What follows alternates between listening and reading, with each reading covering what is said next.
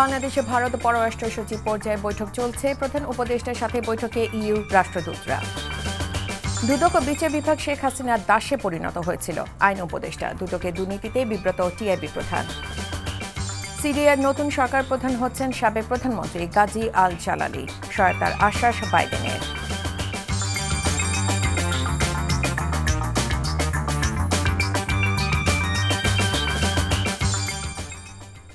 আসসালামু আলাইকুম, রায়কা আল হোসেন স্বাগত জানাচ্ছি এনটিভি দুপুরের খবরে। ক্রাউন সিমেন্ট শিরোনাম দেখছিলেন, এবার চলুন পুরো খবরে। বাংলাদেশ ও ভারতের মধ্যকার পররাষ্ট্র সচিব পর্যায়ে বৈঠকে অংশ নিয়েছেন ভারতের পররাষ্ট্র সচিব বিক্রম মিশ্রি। সোমবার সকালে ভারতীয় বিমান বাহিনীর একটি বিশেষ ফ্লাইটে ঢাকায় আসেন তিনি। ভারতের পররাষ্ট্র সচিব হিসেবে এটি বিক্রম মিশ্রির প্রথম বাংলাদেশে সফর। ফরেন অফিস কনসালটেশনে যোগ দিতে সংক্ষিপ্ত সফরে প্রতিনিধি দল নিয়ে বাংলাদেশে এসেছেন তিনি। আর শেখ হাসিনার পতনের পর ঢাকায় বাংলাদেশ ও ভারতের মধ্যে উচ্চ পর্যায়ের কর্মকর্তাদের প্রথম কোনো বৈঠক এটি। বাংলাদেশের পক্ষে বৈঠকে নেতৃত্ব দিচ্ছেন পররাষ্ট্র সচিব মোহাম্মদ জসিমউদ্দিন। বৈঠকে বাংলাদেশের পক্ষ থেকে দিল্লিতে অবস্থানরত সাবেক প্রধানমন্ত্রী শেখ হাসিনাকে ফেরত চাওয়া, তার রাজনৈতিক বক্তব্য দেয়া বন্ধ করা, তিস্তা পানি বন্টন, সীমান্ত হত্যা বন্ধ ও ভিসা কার্যক্রম স্বাভাবিক করার বিষয়ে জোর দেয়া হবে বলে জানা গেছে। রাষ্ট্রীয় অতিথি ভবন পদ্মায় সচিব পর্যায়ে বৈঠকে অংশগ্রহণ শেষে ভারতের পররাষ্ট্র সচিব বিক্রম মিশ্রি, পররাষ্ট্র উপদেষ্টা মোহাম্মদ তৌহিদ হোসেন এবং প্রধান উপদেষ্টা ডক্টর মোহাম্মদ ইউনূসের সঙ্গে সৌজন্য সাক্ষাৎ করবেন। ইউরোপীয় ইউনিয়নভুক্ত দেশগুলোর রাষ্ট্রদূতদের সাথে বৈঠকে বসেছেন অন্তর্বর্তীকালীন সরকারের প্রধান উপদেষ্টা ডক্টর মোহাম্মদ ইউনূস। রাজধানী তেজগাঁওয়ে প্রধান উপদেষ্টা কার্যালয়ে দুপুর 12টায় এই বৈঠক শুরু হয়। বৈঠকে ঢাকায় নিযুক্ত ইউরোপীয় ইউনিয়নভুক্ত দেশগুলোর আবাসিক ও অনাবাসিক মোট 27 জন রাষ্ট্রদূত যোগ দিয়েছেন।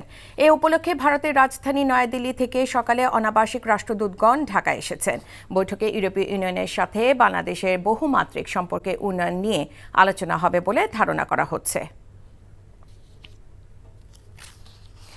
শুধুমাত্র পদক প্রদানের মধ্যে সীমাবদ্ধ না রেখে বেগম রোকেয়ার মতো সমাজে সাহসী এবং উদ্যমী নারীদের গল্প সবার মাঝে ছড়িয়ে দেওয়ার আহ্বান জানিয়েছেন অন্তর্বর্তীকালীন সরকারের প্রধান উপদেষ্টা অধ্যাপক মোহাম্মদ ইউনূস। মহিলা ও শিশু বিষয়ক মন্ত্রণালয় আয়োজিত রোকেয়া পদক প্রদান অনুষ্ঠানে তিনি এ আহ্বান জানান। তার কল্পনা শক্তি, কাজের বর্ণনা করব না, সেটা অনেক বর্ণনা পেয়েছেন। তার কল্পনা শক্তি আমাকে অবাক করে এবং এই কল্পনা শক্তি আমাদের সবার আছে, কিন্তু আমরা বেগম রোকেয়ার মতো করে তাকে ব্যবহার করতে পারছি না। এখানে কেউ বাধা নেই, কল্পনাতে কারো কোনো বাধা নেই। বলতে পারবেন না সরকার আমাকে বাধা দিয়েছে, পরিবার আমাকে বাধা দিয়েছে, তা বলা যাবে না, কারণ এখানে বাধা নাই। কল্পনার শক্তি মানুষের সমস্ত শক্তির ঊর্ধ্বে। নানা কর্মসূচির মধ্য দিয়ে পালিত হচ্ছে বেগম রোকেয়ার 144তম জন্মদিন ও 92তম মৃত্যু দিবস। এ উপলক্ষে সকালে বেগম রোকেয়া বিশ্ববিদ্যালয়ে জাতীয় পতাকা উত্তোলন, বেগম রোকেয়ার প্রতিকৃতিতে পুষ্প মাল্যদান ও শোভাযাত্রা বের করা হয়। এসব কর্মসূচিতে প্রধান উপদেষ্টা শিক্ষা মন্ত্রণালয় বিষয়কে বিশেষ সহকারী professor doctor M Aminul Islam, বিশ্ববিদ্যালয়ের VC professor doctor Shawkat Hossain অংশ নেন। এদিকে সকালে রংপুরের মিঠাপুকুর উপজেলা পায়রা বন্দর গ্রামে বেগম রোকেয়ার জন্মস্থানে বিভিন্ন কর্মসূচি পালন করে জেলা প্রশাসন। শেখ হাসিনার সময় দুদক ও বিচার বিভাগ দাসে পরিণত হয়েছিল বলে মন্তব্য করেছেন আইন উপদেষ্টা আসিফ নজরুল। তিনি বলেন, শেখ হাসিনার পুরো পরিবার দুর্নীতি করলেও তাদের বিরুদ্ধে ব্যবস্থা না নিয়ে মিথ্যা অভিযোগে খালেদা জিয়ার বিরুদ্ধে মামলা করে দুদক। দ্রুতই দুদক কমিশন গঠন করা হবে বলেও জানান তিনি। একই অনুষ্ঠানে টিআইবি নির্বাহী পরিচালক ইফতেখারুজ্জামান বলেন, দুদকের অনিয়ম, অনাচার, দুর্নীতি দেখে তিনি বিব্রত। এ সময় প্রতিষ্ঠানটি ঢেলে সাজাতে সাঁড়াশি অভিযানের বিকল্প নেই বলেও জানান তিনি। আবির আহমেদের রিপোর্ট। নিজেদের কামনার বশবর্তী রাজধানীর কাকরাইলে ডিপ্লোমা ইঞ্জিনিয়ার্স ইনস্টিটিউট মিলনায়তনে দুদক আয়োজিত আন্তর্জাতিক দুর্নীতি বিরোধী দিবসের আলোচনায় অংশ নেন আইন উপদেষ্টা ও দুদক সংস্কার কমিশনের প্রধানসহ কমিশনের কর্মকর্তারা। প্রযুক্তির ব্যাপক ও দ্রুত উৎকর্ষের সাথে সাথে প্রতিনিয়ত দুর্নীতির ধরন ও কৌশল পরিবর্তিত হচ্ছে। প্রধান অতিথির বক্তব্যে আইন উপদেষ্টা ডক্টর আসিফ নজরুল বলেন, দুর্নীতিকে সমাজে প্রাতিষ্ঠানিক রূপ দেওয়া হয়েছিল, যার ফলে দুর্নীতিবাজদের কোনো অনুশোচনাই ছিল না। 3 কোটি টাকা ব্যাংকে থেকে 6 কোটি টাকা হয়েছে, ওই টাকা কেউ টাচ করে নাই। সেই জন্য 3 বারের সাবেক প্রধানমন্ত্রীকে 10 বছরের জেল দিয়ে দিয়েছে এই দেশের দুদক বিচার বিভাগ মিলে। চোর প্রধানমন্ত্রী, এই চোরের মুখের সামনে কেউ কোনো কথা বলতে পারতো না। দুদক তার দাসে পরিণত হয়েছিল, বিচার বিভাগ তার দাসে পরিণত হয়েছিল। উপদেষ্টা আরও বলেন, নতুন বাংলাদেশে এখন নতুন করে কাজ করার সুযোগ এসেছে। নিজেদের সক্ষমতার প্রমাণ দিতে দুদক কর্মকর্তাদের প্রতি আহ্বান জানান তিনি। আমাদের এই দুদকে যারা কমিশনার ছিলেন, পদত্যাগ করার আগে প্রায় শতাধিক মন্ত্রী, ব্যবসায়ী গত আমলে চুরি করে হাজার হাজার কোটি টাকার মালিক যারা হয়েছে, তাদের বিরুদ্ধে তদন্তের অ্যাপ্রুভালটা দিয়ে গেছেন। এখন তদন্ত করেন, ভালো পরিবেশ পেলে আপনারা কাজ করতে পারেন, এটা দেখান। টিআইবির নির্বাহী পরিচালক ডক্টর ইফতেখারুজ্জামান বলেন, সংস্কার কমিশনে কাজ করতে গিয়ে ধারণা বদলে গিয়েছে। দুর্নীতির ব্যাপারে আগে শোনা যেত, তার শেখর আরও গভীরে বলেও মন্তব্য করেন তিনি। রাষ্ট্র সংস্কার, নতুন রাজনৈতিক সমঝোতা, তরুণদের যে প্রত্যাশা, সারা দেশবাসীর যে প্রত্যাশা, সেই প্রত্যাশার বাস্তবায়নের জন্য আমাদের যে অন্তর্বর্তীকালীন সরকার যে যৌক্তিকভাবে যে ক্ষেত্র এবং প্রতিষ্ঠানগুলোকে চিহ্নিত করেছে, তার শীর্ষে অবশ্যই দুর্নীতি একটি ক্ষেত্র এবং দুর্নীতি দমন কমিশন সুনির্দিষ্টভাবে সংস্কারের কার্যক্রম চলছে। রাজনৈতিক চাপকে ছাপিয়ে ভালো কাজ করার সুযোগ রয়েছে বলেও জানানো হয়। আবির আহমেদ, এনটিভি নিউজ, ঢাকা। ভারতীয় আগ্রাসন ও বাংলাদেশের বিরুদ্ধে তথ্য সন্ত্রাসের প্রতিবাদে আগামী বুধবার আগরতলা অভিমুখে লং মার্চে কর্মসূচি দিয়েছে বিএনপি 3 সহযোগী সংগঠন, যুবদল, ছাত্রদল ও স্বেচ্ছাসেবক দল। নয়াপল্টন থেকে বুধবার সকালে শুরু হবে কর্মসূচি, আখাউড়া সীমান্ত পর্যন্ত যাবে এই লং মার্চ। সংবাদ সম্মেলনে কর্মসূচি ঘোষণা করেন যুবদলের সভাপতি আব্দুল মোনায়েম মুন্না। তিনি বলেন, স্বৈরাচার শেখ হাসিনা পতনের পর কাল্পনিক ও ভিত্তিহীন সংখ্যালঘু নির্যাতনের প্রোপাগান্ডা ছড়িয়ে বাংলাদেশের জনগণের বিরুদ্ধে অবস্থান নিয়েছে ভারত। শেখ হাসিনাকে নিজেদের ভূমি ব্যবহার করে ভারত ছাত্র জনতার সরকারকে বিব্রত করার সুযোগ দিয়েছে বলেও অভিযোগ করেন তিনি। বলেন, দেশটির রাজনীতিবিদরা বাংলাদেশের অভ্যন্তরীণ বিষয়ে অযাচিত মন্তব্য করছে। ভারতীয় প্রচার মাধ্যমে বাংলাদেশ সম্পর্কে অপপ্রচারের নিন্দাও জানান মুন্না। একই দাবিতে আমাদের পরবর্তী কর্মসূচি ঘোষণা করছি।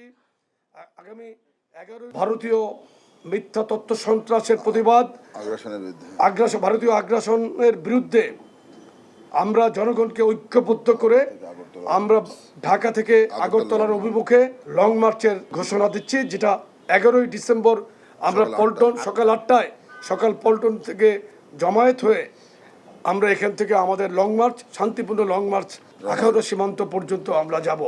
বাংলাদেশের সর্বস্তরের ছাত্র, যুবক এবং স্বেচ্ছাসেবী জনতাকে এই লং মার্চে অংশগ্রহণের আহ্বান জানাচ্ছি। বায়ু দূষণে বিশ্বের সবার উপরে বাংলাদেশের রাজধানী ঢাকা। বায়ুর মান পর্যবেক্ষণকারী সংস্থা এয়ার কোয়ালিটি ইন্ডেক্সের স্কোর 305 নিয়ে দূষিত বাতাসের শহরের তালিকায় প্রথম স্থানে রয়েছে ঢাকা। AQI সূচক অনুযায়ী ঢাকার আজকের বাতাসকে বিপজ্জনক হিসেবে চিহ্নিত করা হয়েছে। অন্যদিকে 211 স্কোর নিয়ে দূষিত বাতাসের শহরের তালিকায় দ্বিতীয় স্থানে রয়েছে মিশরের রাজধানী কায়রো। 180 ও 179 স্কোর নিয়ে এই তালিকায় যথাক্রমে তৃতীয় ও চতুর্থ স্থানে রয়েছে পাকিস্তানের শহর লাহোর ও ইরাকের রাজধানী বাগদাদ। বিশেষজ্ঞরা বলছেন, পুরনো যানবাহনে নির্গত ধোঁয়া, বিদ্যুৎ কেন্দ্র, তাপদাহ এবং জ্বালানি পোড়ানোর মাধ্যমে বায়ু দূষিত হয়। আর বায়ু দূষণ মানব স্বাস্থ্যের জন্য ক্ষতিকারক, প্রাণঘাতী ক্যান্সার এবং হৃদযন্ত্রের সমস্যা তৈরি করে বলেও জানান তিনি। বিগত 15 বছরের আওয়ামী লীগ শাসনামলে প্রায় 90,000 পুলিশকে চাকরি বিধি লঙ্ঘন করে নিয়োগ দেওয়া হয়েছে বলে জানিয়েছেন ঢাকা মহানগর পুলিশ কমিশনার শেখ সাজ্জাদ আলী। সকালে ডিএমপি মিডিয়া সেন্টারে সংবাদ সম্মেলনে তিনি বলেন, জনগণের মতামত নিয়ে পুলিশি সেবা নিশ্চিতে এলাকা ভিত্তিক উঠান বৈঠক করবে পুলিশ। থানায় সাধারণ ডায়েরি হলে কয়েক ঘন্টার মধ্যে তা গ্রহণ করতে আলাদা টিম গঠন করা হচ্ছে বলেও জানান তিনি। যানজট নিয়ন্ত্রণে বিশেষ গুরুত্ব দেওয়া হচ্ছে জানিয়ে ব্যাটারি চালিত রিকশা সীমিত করাটাকে চ্যালেঞ্জ হিসেবে দেখছে পুলিশ বাহিনী। ছাত্র জনতার গণ অভ্যুত্থানে পুলিশের নেতিবাচক ভূমিকার জন্য দেশবাসীর কাছে দুঃখ প্রকাশ করেন ডিএমপি কমিশনার। যেখানে আপনি আপনার বাসা থেকে বেরোলেই গত 15 বছরে যে রিক্রুটমেন্ট হয়েছে, স্ক্রুটিনি করে উনি বা সে কোন দলের লোক, তার বাবা কোন দলের লোক, 2 লক্ষ পুলিশ অফিসার হয়, তার ভিতরে 80 থেকে 90 হাজার এরূপভাবে রিক্রুটেড। ঢাকাবাসীর সহযোগিতা ছাড়া আমাদের পক্ষে কিছুই করা সম্ভব হবে না। সমাজ থেকে যদি প্রতিরোধ গড়ে তোলা না হয়, আপনারা চাঁদা দিবেন না। যারা চাঁদা নিতে আসে তারা কি করে আমরা দেখতে চাই। বাংলাদেশে হিন্দুরা নির্যাতিত হচ্ছে, ভারতীয় গণমাধ্যমে দেয়া বক্তব্যের জন্য দুঃখ প্রকাশ করছেন নড়াইলের সেই খুকু রানী বিশ্বাস। তার আত্মীয় স্বজন এবং ভারতীয় কিছু লোকের প্রচারণায় তিনি হিন্দু নির্যাতনে মিথ্যা তথ্য দিয়েছেন বলে স্বীকার করেছেন। তার এমন বক্তব্যে ক্ষোভ প্রকাশ করেছেন নড়াইলে থাকা তার স্বজন ও প্রতিবেশীরা। এদিকে নীলফামারীর হিন্দু সম্প্রদায়ের বাড়িতে হামলা ও অগ্নিসংযোগের সংবাদ প্রকাশের ঘটনায় সরেজমিনে গিয়ে সেটিও মিথ্যা প্রমাণিত হয়েছে। এটিকে ভারতের বাড়াবাড়ি ও সাম্প্রদায়িক সম্প্রীতি নষ্ট করার চক্রান্ত হিসেবে দেখছেন তারা। বিস্তারিত জীবন আহমেদের ডেস্ক রিপোর্টে। নড়াইল জেলায় থাকি, আমার নাম কুকুরানী বিশ্বাস। ওই জায়গায় ইস্কন্দের পথে বিশাল জ্বালা যাতনা অসহ্য করা হচ্ছে। আমরা যেখানে থাকি ওই জায়গায় বলতেছে যে হিন্দুদের কোনো স্থান নেই, আমরা মুসলিম রাষ্ট্র করব বাংলাদেশকে। ভারতীয় কয়েকটি গণমাধ্যমে দেয়া এই সাক্ষাৎকারে তোলপাড় সৃষ্টি হয় সারা দেশে। হলুদ সাংবাদিকতার মাধ্যমে ভারতীয় মিডিয়াগুলো ঢালাওভাবে প্রচার করে বাংলাদেশে 5 আগস্টের পর হিন্দুরা নির্যাতিত হচ্ছে। নড়াইল সদর উপজেলার মাইজপাড়া ইউনিয়নের বুড়ামারা গ্রামে খুকুরানী পরিবারের সাথে কথা বলে জানা গেছে সবই মিথ্যা বানোয়াট। এক ভিডিও বার্তায় খুকুরানী জানিয়েছেন ভারতীয় মিডিয়া তাকে মিথ্যা তথ্য দিতে বাধ্য করেছে। আমি যা বলতেছি এইগুলো তুমি এই জায়গায় বলবা সবাইকে। আমি বলতে না আমি যেটা না পারি আমি সেটা তো বলতে পারবো না। তার কাছে কি না তোমার বলতে হবে। তারপরে আমাকে বলতেছে এই বালি এই কাজগুলো করো। দেশবিরোধী এমন সাক্ষাৎকারের পর ক্ষোভ প্রকাশ করেছেন খুকুরানীর স্বামী। আত্মীয়স্বজন ও প্রতিবেশীরা বলছেন যুগ যুগ ধরে সব ধর্মের লোক একসাথে বসবাস করছেন। ভ্রাতৃত্বের বন্ধনে আবদ্ধ তারা, একে ভারতের ষড়যন্ত্র বলছেন তারা। আমি তো শুধু দেবে অস্থির হয়ে গেছি, কি কোন কাদায় কোন ভাবে এই সমস্ত কথা ভাষ্যগুলো আজ দিল।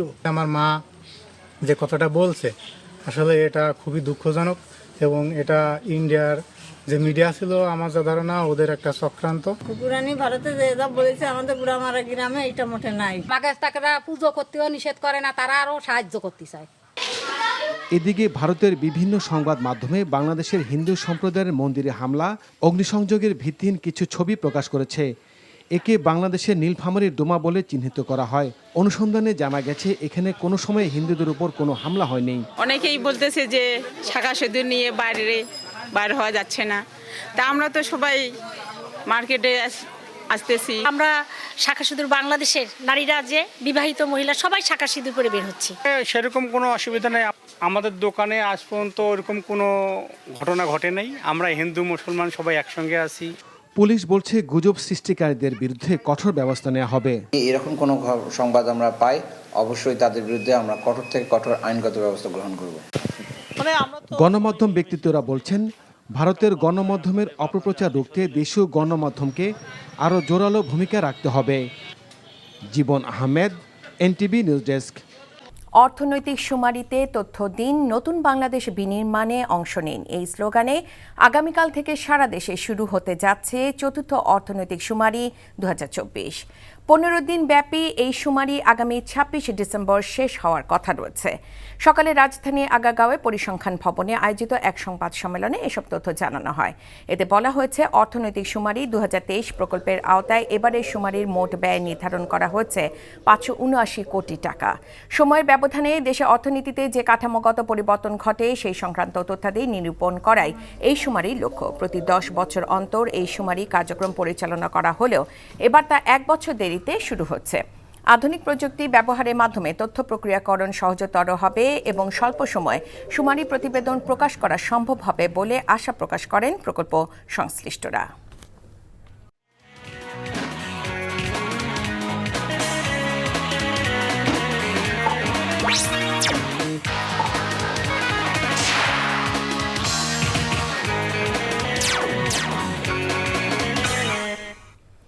ইস্পাহানি প্রিমিয়াম টি খেলার খবর।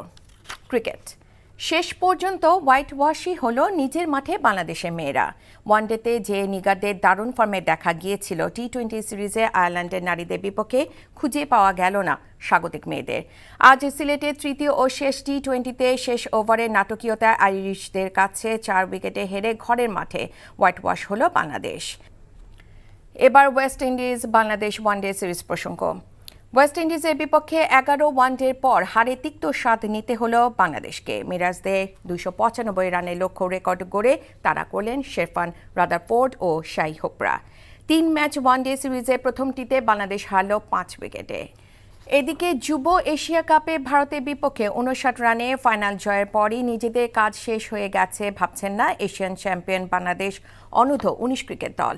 ফাইনালে ম্যাচ সেরা পেসার ইকবাল হোসেন ইমন মনে করছেন এটাই শুরু, কিন্তু শেষ নয়। আসলে টিম ওয়াইজ আমরা অনেক ভালো খেলেছি, আর টিমের বর্নিংটা আসলে আমাদের অনেক ভালো ছিল। যেমন আমরা যেই খেলে 15 জন ছিলাম, 11 জন ভিতরে খেলছি, 4 জন বাইরে ছিল, ওরা অনেক আমাদের সাপোর্ট করেছে। আর 11 জনের একটাই বিশ্বাস ছিল, শুধু 11 জনের না, আমাদের 15 জনের একটা বিশ্বাস ছিল যে আমরা আজকে জিতবো ইনশাআল্লাহ। এই এশিয়া কাপ শেষ না, আমাদের আরো অনেক কিছু করতে হবে, আরো অনেক উন্নতি করতে হবে। আমাদের সামনে ওয়ার্ল্ড কাপ আসছে, আপনারা জানেন, তো আমাদের জন্য দোয়া করবেন যাতে আপনাদের সামনে আমরা ওয়ার্ল্ড কাপ এনে দিতে পারি। এক যুগ আগেই দানব হয়ে উঠেছিল পতিত ক্ষমতাসীন আওয়ামী লীগের ছাত্র সংগঠন ছাত্রলীগ। দর্জি দোকানে বিশ্বজিৎকে প্রকাশ্যে চাপাতি দিয়ে কুপিয়ে হত্যা করেছিল জগন্নাথ বিশ্ববিদ্যালয়ের ছাত্রলীগের নেতাকর্মীরা। 12 বছর পেরিয়ে গেলেও সেই হত্যাকাণ্ডের চূড়ান্ত বিচার করেনি শেখ হাসিনা সরকার। এতে ক্ষোভ ও ঘৃণা বাড়ছে বিশ্বজিতের পরিবার ও এলাকাবাসীর মনে। শরীয়তপুর থেকে আব্দুল আজিজ শিশিরের পাঠানো রিপোর্ট। প্রতিপক্ষ শিবিরকর্মী সন্দেহে দর্জি দোকানে বিশ্বজিৎ দাসের উপর হায়নার মতো চাপাতি নিয়ে ঝাঁপিয়ে পড়েছিল জগন্নাথ বিশ্ববিদ্যালয়ের ছাত্রলীগের নেতাকর্মীরা। বিশ্বজিৎ বারবার নিজের পরিচয় দিলেও সেই চিৎকার পৌঁছায়নি খুনির কানে। এমন ভয়ঙ্কর ও রোমহর্ষক দৃশ্য গণমাধ্যমের ক্যামেরায় ধরা পড়ার পর সবার সামনে আসে। শুরু হয় সমালোচনার ঝড়। জগন্নাথ বিশ্ববিদ্যালয়ের শাখা ছাত্রলীগের কয়েকজন নেতাকর্মীকে গ্রেফতার করা হয়। নিম্ন আদালতে ফাঁসির আদেশ হয় আসামিদের। উচ্চ আদালতে আপিলে গিয়ে দীর্ঘসূত্রিতে আসামিরা জামিনে ছাড়া পান। এখন প্রকাশ্যে ঘুরে বেড়ায় তারা। এতে ক্ষোভ ও হতাশা বাড়ছে বিশ্বজিতের পরিবারে। বিশ্বজিতের বিয়া করাইতাম, ওর নাতি পুতি আমার হইতো, হ্যাঁ খুব বাসনা ছিল। বিশ্ব আমার ছোট ছেলে, ওই কুলের ছেলে, ওই কেমনে ওরে হত্যা করে আমার। ওখানে আমার একটা চাহিদা দাবি, এই সরকার আছে যে বর্তমান সরকার যদি আমার পোলার এই বিচার হত্যাকাণ্ডের বিচার করে। শরীয়তপুরের ছেলে বিশ্বজিতের বৃদ্ধ মা বাবা ও এলাকাবাসী বিশ্বজিৎ হত্যার বিচার বাস্তবায়ন করতে অন্তর্বর্তীকালীন সরকারের কাছে দাবি জানিয়েছেন। নিরীহ ছেলেটাকে যারা হত্যা করছে বা করছে, এটা যেন সঠিক সুন্দরভাবে যাচাই হয়, বিচার হয়। এর মা বাবা তো এখনো ওর জন্য কাঁদে, ওর তো বিচার হয়নি ভালো করে। একযোগে শুধু বিশ্বজিৎই খুন হয়নি, হেলমেট বাহিনী হাতুড়ে লীগ রূপে সাধারণ ছাত্রদের উপর হামলার অভিযোগ ছিল ছাত্রলীগের বিরুদ্ধে। জুলাই আগস্টে বৈষম্য বিরোধী ছাত্র আন্দোলনে হামলা ও হত্যার অভিযোগ এবং পরবর্তীতে আবারও নৈরাজ্যের শঙ্কায় ছাত্রলীগকে নিষিদ্ধ করে অন্তর্বর্তী সরকার। NTV news desk. খোলা ও বোতলজাত সয়াবিন তেলের দাম লিটার প্রতি 8 টাকা বাড়িয়ে যথাক্রমে 157 ও 175 টাকা নির্ধারণ করা হয়েছে। সংশ্লিষ্ট ব্যবসায়ীদের সাথে বৈঠক শেষে বিকেলে সচিবালয়ে আয়োজিত সংবাদ সম্মেলনে এ কথা জানানো হয়। পাম অয়েলটা নিয়ে আমরা আলোচনা করিনি। আপনার আমাদের বটলের এমআরপি বটল প্রাইস হচ্ছে 175 টাকা, আর খোলাটা হচ্ছে 157 টাকা। এটা ছিল বটলে ছিল হচ্ছে 167 টাকা আর লুজে ছিল 149 টাকা। স্থানীয় যারা ডিলার বা ডিস্ট্রিবিউটর যারা আছেন ওনারাও আন্তর্জাতিক বাজারের মূল্য সম্পর্কে সার্বিকভাবে অবহিত। সো ওনাদের হয়তো বা এরকম একটা আকাঙ্ক্ষা ছিল যে মূল্যের একটা কারেকশন আসতে পারে। সো এই কারেকশনের কারণে হয়তো অনেকে বাজারে মানে বিলম্ব ঘটিয়েছেন। এই বিলম্বজনিত কারণে বাজারে সরবরাহের কিছু ঘাটতি ছিল। আমরা আশা করি এই বিলম্বটার আর কোনো কারণ নেই। খোলা ও বোতলজাত সয়াবিন তেলের দাম লিটার প্রতি 8 টাকা বাড়িয়ে যথাক্রমে 157 ও 175 টাকা নির্ধারণ করা হয়েছে। সংশ্লিষ্ট ব্যবসায়ীদের সাথে বৈঠক শেষে বিকেলে সচিবালয়ে আয়োজিত সংবাদ সম্মেলনে এ কথা জানানো হয়। পাম অয়েলটা নিয়ে আমরা আলোচনা করিনি। আপনার আমাদের বটলের এমআরপি বটল প্রাইস হচ্ছে 175 টাকা আর খোলাটা হচ্ছে 157 টাকা। এটা ছিল বটলে ছিল হচ্ছে 167 টাকা আর লুজে ছিল 149 টাকা। স্থানীয় যারা ডিলার বা ডিস্ট্রিবিউটর যারা আছেন ওনারাও আন্তর্জাতিক বাজারের মূল্য সম্পর্কে সার্বিকভাবে অবহিত। সো ওনাদের হয়তো বা এরকম একটা আকাঙ্ক্ষা ছিল যে মূল্যের একটা কারেকশন আসতে পারে। সো এই কারেকশনের কারণে হয়তো অনেকে বাজারে মানে বিলম্ব ঘটিয়েছেন। এই বিলম্বজনিত কারণে বাজারে সরবরাহের কিছু ঘাটতি ছিল। আমরা আশা করি এই বিলম্বটার আর কোনো কারণ নেই। বর্তমান পরিস্থিতিতে বাংলাদেশে অবস্থানরত সংখ্যালঘুদের নিরাপত্তা নিয়ে উদ্বেগ জানিয়েছেন ভারতের পররাষ্ট্র সচিব বিক্রম মিশ্রি। বিকেলে বাংলাদেশ ও ভারতের মধ্যকার পররাষ্ট্র সচিব পর্যায়ে বৈঠক শেষে এই উদ্বেগ জানান তিনি। তবে আলোচনার মাধ্যমে দ্রুত সময়ের মধ্যে বাংলাদেশ এসব বিষয় সমাধান করবে বলে আশা প্রকাশ করেন ভারতের পররাষ্ট্র সচিব। বলেন, পূর্বে বাংলাদেশের সাথে যেমন সম্পর্ক ছিল সামনের দিনেও অন্তর্বর্তীকালীন সরকারের সাথে একইভাবে কাজ করতে চায় ভারত। বাংলাদেশের সাথে ভারত একটি ইতিবাচক ও গঠনমূলক সম্পর্ক চায় বলেও জানান তিনি। বৈঠকে বাংলাদেশের পক্ষ থেকে দিল্লিতে অবস্থানরত সাবেক প্রধানমন্ত্রী শেখ হাসিনাকে ফেরত চাওয়ার বিষয়ে আলোচনা হয়েছে কি না এমন প্রশ্নে কোনো মন্তব্য করেননি ভারতের পররাষ্ট্র সচিব Vikram Misri. I emphasized that India desires a positive, constructive and mutually beneficial relationship with Bangladesh. We have always seen in the past and we continue to see in the future this relationship as a people-centric and people-oriented relationship, one that has the benefit of all the people as its central motivational force. 15 বছর ধরে যারা লুটপাট করেছে তারা সীমান্ত পাড়ি দিয়ে দেশের বিরুদ্ধে অপপ্রচার চালাচ্ছে বলে মন্তব্য করেছেন স্বরাষ্ট্র উপদেষ্টা অবসরপ্রাপ্ত লেফটেন্যান্ট জেনারেল মোহাম্মদ জাহাঙ্গীর আলম। দুপুরে খুলনা শিল্পকলা একাডেমিতে বিভাগীয় আইনশৃঙ্খলা বাহিনীর সদস্যদের সাথে এক মত বিনিময় সভায় তিনি এসব কথা বলেন। আগামীতে যারা ক্ষমতায় আসবেন তাদেরকে এখন থেকেই তেল দেওয়া শুরু হয়েছে বলেও মন্তব্য করেন জাহাঙ্গীর আলম। কিন্তু যখন ক্ষমতায় আসবে তখন সব তেল ফুরিয়ে যাবে। অনুষ্ঠানে আইজিপি বাহারুল আলম, খুলনা বিভাগীয় কমিশনার ফিরোজ আলম সহ কর্মকর্তারা উপস্থিত ছিলেন। নারায়ণগঞ্জের সোনারগাঁয়ে ঢাকা চট্টগ্রাম মহাসড়কে কেন্দ্রীয় সমন্বয়কদের গাড়িতে হামলা চালিয়ে নগদ অর্থ, ব্যাগ ও মালামাল লুট করে নিয়েছে ছিনতাইকারীরা। পুলিশ জানায়, গতরাতে ঢাকা থেকে বান্দরবান যাওয়ার পথে মেঘনা টোল প্লাজা এলাকায় গাড়ি থামিয়ে গ্লাস ভেঙে লুট করে ছিনতাইকারীরা। এ সময় গাড়িতে ছিলেন বৈষম্য বিরোধী ছাত্র আন্দোলন কেন্দ্রীয় নির্বাহী কমিটির সদস্য সচিব আরিফ সোহেল সহ আরও বেশ কয়েকজন সদস্য। তাদের মধ্যে রাকিব মোহাম্মদ ও মাহমুদা সুলতানা আহত হয়েছেন। ঢাকার দোহার উপজেলায় মায়ের আদর ফাউন্ডেশনের উদ্যোগে শিক্ষার্থীদের মাঝে খাদ্য সামগ্রী ও শিক্ষা উপকরণ বিতরণ করা হয়েছে। সকালে উপজেলার কাঠালীঘাটা মাসুম মিয়া উচ্চ বিদ্যালয়ে এ খাদ্য সামগ্রী ও শিক্ষা উপকরণ বিতরণ করা হয়।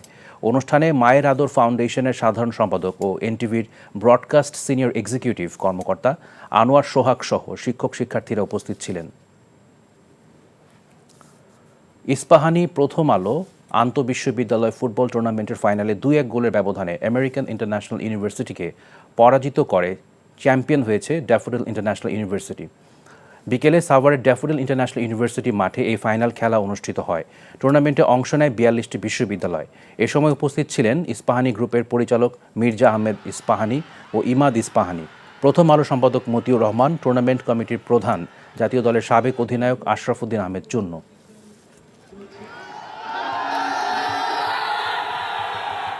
সাবেক প্রধানমন্ত্রী ও তার দলের নেতাকর্মীরা দেশ এবং দেশের বাইরে থেকে বাংলাদেশকে অস্থিতিশীল করার চেষ্টা করে যাচ্ছে বলে অভিযোগ করেছেন অন্তর্বর্তীকালীন সরকারের প্রধান উপদেষ্টা অধ্যাপক মোহাম্মদ ইউনূস। ইউরোপীয় ইউনিয়নভুক্ত দেশগুলোর রাষ্ট্রদূতদের সাথে বৈঠকে তিনি এমন অভিযোগ করেন। প্রয়োজনীয় সংস্কার কাজ শেষে দ্রুত নির্বাচনের দিকে যাওয়া হবে বলেও উল্লেখ করেন ডক্টর ইউনূস। নজরানা চৌধুরী রিপোর্ট।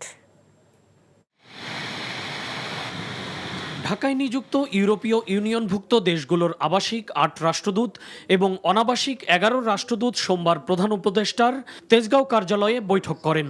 দুপুর ১২টায় শুরু হয়ে এই বৈঠক চলে প্রায় ২.৫ ঘন্টা। বৈঠকের শুরুতেই রাখা বক্তব্যে প্রধান উপদেষ্টা তার সরকারের দায়িত্ব গ্রহণের প্রেক্ষাপট তুলে ধরেন। জানান, তারা একটি ভঙ্গুর অর্থনীতি এবং অব্যবস্থাপনায় ভরা দেশ পেয়েছিলেন। সেই অবস্থা থেকে বাংলাদেশ অনেকটাই ঘুরে দাঁড়িয়েছে বলেও জানান ডক্টর ইউনূস। তবে গণঅভ্যুত্থানের মাধ্যমে দেশ ত্যাগে বাধ্য হওয়া সাবেক প্রধানমন্ত্রী এখনও দেশকে অস্থিতিশীল করার চেষ্টা করে যাচ্ছেন বলেও অভিযোগ করেন তিনি। সাবেক প্রধানমন্ত্রী বিদেশে বসে ভিডিও কলের মাধ্যমে দেশকে অস্থিতিশীল করতে চাচ্ছেন। তার দলের নেতারা প্রচুর দুর্নীতির অর্থ নিয়ে গেছেন, সেগুলোই এসব মিথ্যা প্রচারণার কাজে ব্যয় করা হচ্ছে। দেশের বিভিন্ন সংকট নিরসনে তার সরকার রাজনীতিবিদদের সাথে আলোচনা করে সিদ্ধান্ত নিচ্ছেন বলে জানান প্রধান উপদেষ্টা। দেশের মানবাধিকার পরিস্থিতি আগের থেকে অনেক ভালো হয়েছে উল্লেখ করে তিনি বলেন, সংখ্যালঘুদের নিয়ে দেশের বাইরে যা প্রচার হচ্ছে তা মোটেও সত্য নয়। প্রয়োজনীয় সংস্কার শেষে তার সরকার দ্রুত নির্বাচন অনুষ্ঠানের জন্য কাজ করে যাচ্ছে বলেও জানান ডক্টর ইউনূস। আমরা একটি নতুন বাংলাদেশের প্রতিশ্রুতি দিয়েছি, আর নতুন বাংলাদেশের জন্য নতুন নীতি ও কাঠামো দরকার। এসব কাজ হয়ে গেলে আমরা আমাদের প্রধান লক্ষ্য নির্বাচনের দিকে ধাবিত হব। তবে আমরা তা করতে মোটেও দেরি করব না, কারণ নির্বাচন দেরিতে হলে উন্নয়ন বাধাগ্রস্ত হবে। দেশের অর্থনৈতিক উন্নয়নে ইউভুক্ত দেশগুলোর কাছে আর্থিক ও কারিগরি সহযোগিতা কামনা করেন প্রধান উপদেষ্টা। নজরানা চৌধুরী, এনটিভি নিউজ, ঢাকা। বাংলাদেশের বিরুদ্ধে ভারতীয় গণমাধ্যমে অপপ্রচার বন্ধ এবং দেশের আভ্যন্তরীণ বিষয়ে মন্তব্য করা থেকে বিরত থাকতে দেশটিকে বার্তা দিয়েছে বাংলাদেশ। সফররত ভারতীয় পররাষ্ট্র সচিব বিক্রম মিশ্রির সাথে কয়েক দফা বৈঠক শেষে একথা জানান বাংলাদেশের পররাষ্ট্র সচিব জসিম-উদ্দিন। বৈঠকে ভারতের পক্ষ থেকে বাংলাদেশের সংখ্যালঘুদের নিরাপত্তা নিয়ে উদ্বেগ জানিয়েছেন দেশটির পররাষ্ট্র সচিব। নাজিবুর রহমানের রিপোর্ট। ৫ আগস্ট পরবর্তী সময়ে বিভিন্ন ঘটনাকে কেন্দ্র করে বাংলাদেশ ভারতের সম্পর্কে কিছুটা টানাপোড়েন সৃষ্টি হয়। এমন বাস্তবতায় প্রথমবার বাংলাদেশে আসেন ভারতের পররাষ্ট্র সচিব। শেখ হাসিনা সরকারের পতনের পর এটি ঢাকায় বাংলাদেশ ও ভারতের মধ্যে উচ্চ পর্যায়ের কর্মকর্তাদের প্রথম বৈঠক। রাষ্ট্রীয় অতিথি ভবন পদ্মায় বৈঠকে বসেন দুই দেশের কর্মকর্তারা। পরে সাংবাদিকদের মুখোমুখি হন ভারতের পররাষ্ট্র সচিব। সংখ্যালঘুদের নিরাপত্তা বিষয়ে উদ্বেগ থাকলেও বাংলাদেশের সাথে সম্পর্ক এগিয়ে নেওয়ার কথাও তুলে ধরেন তিনি। আমাদের মধ্যে অত্যন্ত খোলামেলা গঠনমূলক আলোচনা হয়েছে। আমি জোর দিয়ে বলেছি যে ভারত বাংলাদেশের সঙ্গে একটি ইতিবাচক, গঠনমূলক এবং পারস্পরিক স্বার্থ সংশ্লিষ্ট সম্পর্ক চায়। আমি সংখ্যালঘুদের নিরাপত্তা ও কল্যাণের সঙ্গে সম্পর্কিত আমাদের উদ্বেগগুলো জানিয়েছি। আমরা সাংস্কৃতিক, ধর্মীয় ও কূটনৈতিক সম্পত্তির উপর হামলার কিছু দুঃখজনক ঘটনা নিয়েও আলোচনা করেছি। আলাদা ব্রিফিংয়ে বাংলাদেশের পররাষ্ট্র সচিব জানান, সংখ্যালঘুদের নিরাপত্তা নিয়ে অপপ্রচারের সুযোগ নেই। বৈঠকে বাংলাদেশের অভ্যন্তরীণ বিষয়ে মন্তব্য করা থেকে বিরত থাকতে ভারতকে বার্তা দেয়া হয়েছে। এটা আমরা অত্যন্ত জোরালোভাবে বলেছি, এটি আমাদের অভ্যন্তরীণ বিষয় এবং আমাদের অভ্যন্তরীণ বিষয়ে অন্য দেশের মন্তব্য সমীচীন নয়। আমি ভারতের পররাষ্ট্র সচিবকেও স্মরণ করিয়ে দিয়েছি যে বাংলাদেশ অন্য দেশের অভ্যন্তরীণ বিষয়ে মন্তব্য করা থেকে বিরত থাকে এবং অন্যান্য দেশেরও একই ধরনের শ্রদ্ধাবোধ আমাদের প্রতি দেখানো উচিত। এছাড়াও ভারতে আশ্রয় নিয়ে শেখ হাসিনা রাজনৈতিক বক্তব্য দিচ্ছেন। বিষয়টি সুখকর নয় বলেও ভারতের পররাষ্ট্র সচিবকে জানিয়েছে বাংলাদেশ। প্রাক্তন প্রধানমন্ত্রী তিনি ভারতে অবস্থান করে যে সমস্ত বক্তব্য রাখছেন সেই বক্তব্যের প্রতি আমরা তাদের দৃষ্টি আকর্ষণ করেছি। আপনারা গতকাল শুনেছেন তিনি একটি বক্তব্য দিয়েছেন এবং সেই বক্তব্যটি সরকার পছন্দ করছেন না, এবং তারা যে কথাটা বলেছেন যে হার presence does not have any bearing on our relations. সাম্প্রতিক উত্তেজনা কাটিয়ে দ্রুতই অতীতের মতো দুদেশ ইতিবাচক ও গঠনমূলক সম্পর্ক উন্নয়নে কাজ করে যাবে বলেও আশা প্রকাশ করেন তিনি। মাননীয় পররাষ্ট্র উপদেষ্টা নাজিবুর রহমান, NTV নিউজ, ঢাকা। যারা বলছেন নির্বাচিত সরকারের মতো অন্তর্বর্তী সরকারের জনগণের ম্যান্ডেট নেই, তারা ভুল বলছেন উল্লেখ করে টিআইবির নির্বাহী পরিচালক ডক্টর ইফতেখারুজ্জামান বলেছেন, এই সরকারের ম্যান্ডেট নির্বাচিত সরকারের চেয়ে বেশি। সংস্কার বিষয়ে এসডিজি বাস্তবায়নে নাগরিক প্ল্যাটফর্ম আয়োজিত আলোচনায় এসব কথা বলেন তিনি। এ সময় ডক্টর দেবপ্রিয় ভট্টাচার্য অভিযোগ করেন, বৈষম্য বিরোধী চেতনার অনেকে এখন বৈষম্যমূলক কাজে জড়াচ্ছেন। হাসানুল শাওনের রিপোর্ট। সুশাসনের জন্য জনসম্পৃক্ত সংস্কার বিষয়ে এসডিজি বাস্তবায়নে নাগরিক প্ল্যাটফর্মের এই আলোচনা, যাতে মতামত দেন সমাজের বিভিন্ন শ্রেণী পেশার মানুষ। বক্তারা বলেন, পতিত আওয়ামী সরকারের উন্নয়নের বয়ানের বিপরীতে দেশে সব ধরনের বৈষম্য বেড়েছে। জুলাই আগস্ট বিপ্লবের পর যারা ক্ষমতায় এসে গেছেন বলে ভাবছেন, তাদের মধ্যে সে আন্দোলনের চেতনার প্রতিফলন নেই। পরিবর্তন তো বড় হয়েছে 5ই আগস্ট, এবং একটা সুযোগ কিন্তু সৃষ্টি হয়েছে এবং এইটাকে কাজে লাগাতে হবে। নির্বাচন করেই তো শেষ করা যাবে না, একদম সারাক্ষণিক তাদেরকে একটা দায়বদ্ধতার মধ্যে রাখা, তাদের উপরে নজর রাখা, সেটার দায়িত্বটা কিন্তু আমাদের নাগরিকদেরই আছে। বৈষম্য বিরোধী আন্দোলনের সফলতার পর অনেকের ভূমিকা নিয়েও সমালোচনা করেন বক্তারা। আমরা লক্ষ্য করছি এই মুহূর্তে বৈষম্য বিরোধী চেতনার পক্ষের শক্তিদের ভিতরে কেউ না কেউ আমরা লক্ষ্য করছি যারা বিভিন্ন ধরনের বৈষম্যকে টিকিয়ে রাখার পক্ষে বিভিন্ন রকমের যুক্তিতর্ক দিচ্ছে। এই সুযোগে দেশের নির্বাচন ব্যবস্থা এবং রাজনৈতিক সংস্কৃতির পরিবর্তন আনার তাগিদ দেন বিশিষ্টজনরা। বড় চ্যালেঞ্জ হলো মনোনয়ন বাণিজ্য, অর্থ, কোটি কোটি টাকা যে শত কোটি টাকা যে লেনদেন হয়, এটা কিভাবে আমরা করব, এটা কিভাবে নিয়ন্ত্রণ করব, এবং এটা যদি নিয়ন্ত্রণ করতে হয় তাহলে আমাদের রাজনীতিবিদদেরই এই দায়িত্ব নিতে হবে। বক্তারা বলেন, আওয়ামী শাসনামলে দুর্নীতি করতেই দেশে কর্তৃত্ববাদ প্রতিষ্ঠিত হয়েছিল। অনেকে মনে করেন যে অন্তর্বর্তীকালীন সরকার নির্বাচিত সরকার নয়, তাদের ক্ষমতার ভিত্তি নাই। মিসনোমার।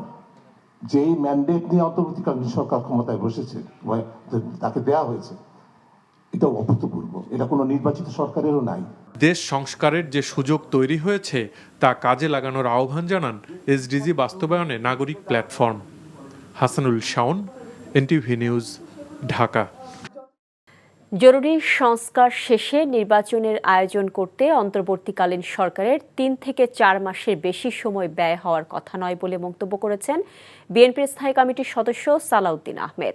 বিকেলে গুলশানে বিএনপির চেয়ারপারসনের কার্যালয়ে সংবাদ সম্মেলনে একথা বলেন তিনি। সালাউদ্দিন আহমেদ বলেন, আগামী 2রা জানুয়ারি ভোটারদের একটি খসড়া তালিকা প্রকাশ হওয়ার সম্ভাবনা রয়েছে। পাশাপাশি নির্বাচনী অফিস, নির্বাচনী কর্মকর্তা কর্মচারী, পোলিং এজেন্ট নিয়োগ প্রক্রিয়া শেষ করতে 2 থেকে 3 মাস সময় লাগতে পারে। এছাড়া আরও কিছু কাজ আছে। সব মিলিয়ে অন্তর্বর্তীকালীন সরকারের নির্বাচন আয়োজন করতে 3 থেকে 4 মাসের বেশি সময় লাগার কথা নয়। নির্বাচন কমিশন সহ অন্যান্য সংস্কার বিষয়ে সালাউদ্দিন আহমেদ আরও বলেন, অধিকাংশ সংস্কারে জনগণের একাত্মতা থাকবে।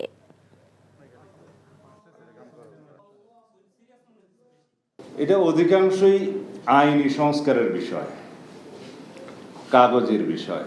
ভোটার তালিকা প্রণয়ন, যেটা আপডেট হালনাগাদ করা হয়, সেটার একটা নিয়ম আছে, বিধিও আছে। জানুয়ারির 2 তারিখে খুব সম্ভবত খসড়া তালিকা প্রকাশ করা হবে। তারপরের যে কাজগুলো, এগুলো সবগুলো গোছাতে প্র্যাকটিক্যালি 2 থেকে 3 মাসের বেশি সময় লাগার কথা নয়।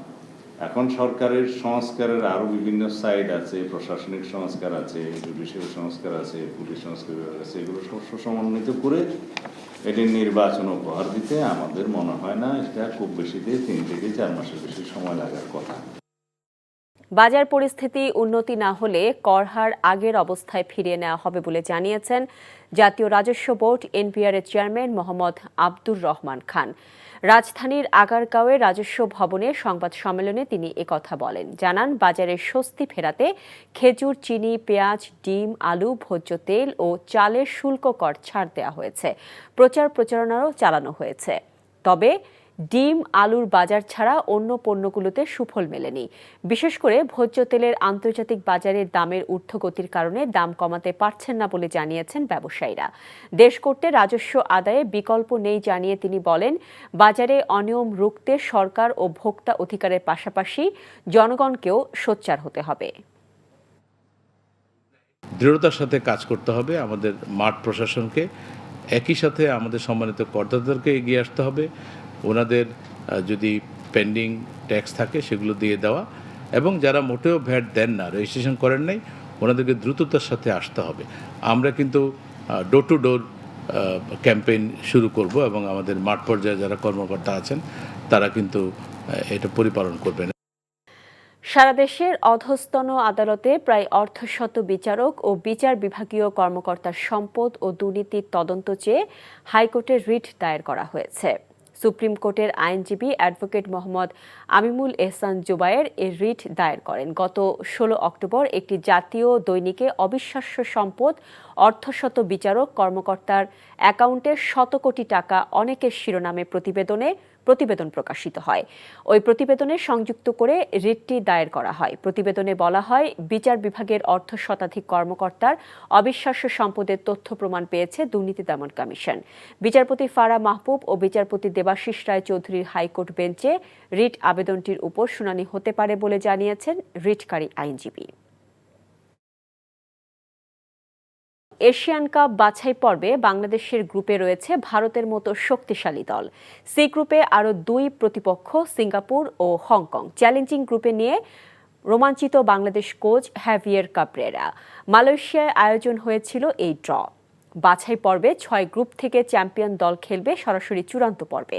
2027 সালে সৌদি আরবে বসবে মূল আসর। বাছাই পর্ব হোম অ্যান্ড অ্যাওয়ে ভিত্তিতে শুরু হবে 2025 সালের মার্চ থেকে। 1980 সালের পর বাংলাদেশ কখনো এশিয়ান কাপের মূল পর্বে খেলতে পারেনি। ভারত ও অন্য দলকে টপকে জায়গা করে নেওয়াটা জামাল তপুদের জন্য কঠিন।